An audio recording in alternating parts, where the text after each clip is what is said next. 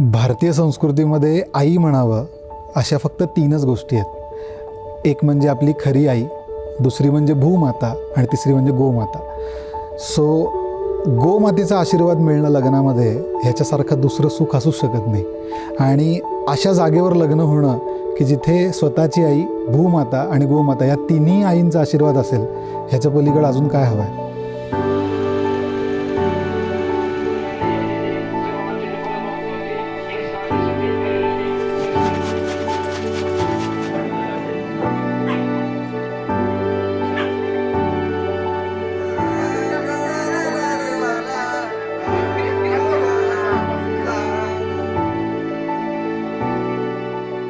आम्ही कसे भेटलो याचं खरं तर सगळं श्रेय द्यायला पाहिजे पिक्सलला आणि कुकीला. जेव्हा मी बघत होतो निकिताची प्रोफाईल तेव्हा मला असं कळलं की ओके, तिच्याकडे पण डॉग आहे, तिचे पण तसेच फोटो आहेत जसे माझे फोटो आहेत. सो फेसबुकवर जेव्हा मी तिला पहिला मेसेज केला त्याच दिवशी मला वाटतं दुपारनंतर मी आईला दाखवलं होतं की आई अशी एक मुलगी आहे आणि बघ ना तिचे फोटोज कसे आहेत आणि बघ ना ती कशी आहे वगैरे.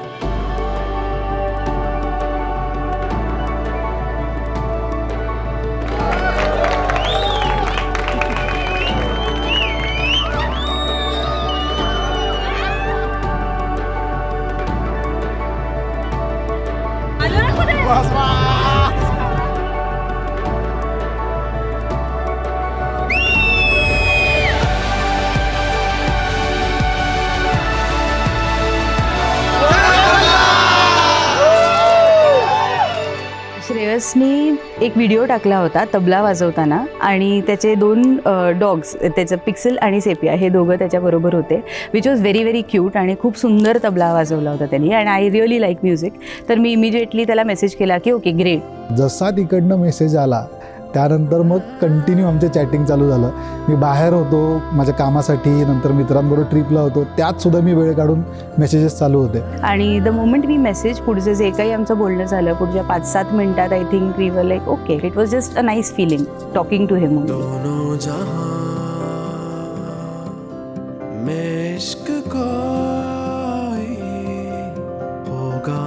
निकिता आणि मी जे स्थान फायनल केलं होतं ते म्हणजे गोशाळेचं. आता त्या गोशाळेत सुद्धा इतकी एक सुंदर गोष्ट होती की निकिताला हवं होतं झाड आणि मला होत्या गाई. या सगळ्या गाई, गुरुजी, ते स्थान, या सगळ्यामध्ये जेव्हा आम्ही लग्नाला उभे राहिलो होतो, जेव्हा लग्न चालू होणार होतं तेव्हापासून ते लग्न झाल्यापर्यंत म्हणजे हार टाकेपर्यंत माझ्या अंगावरचा काटा अशा हारा काय गेला नव्हता.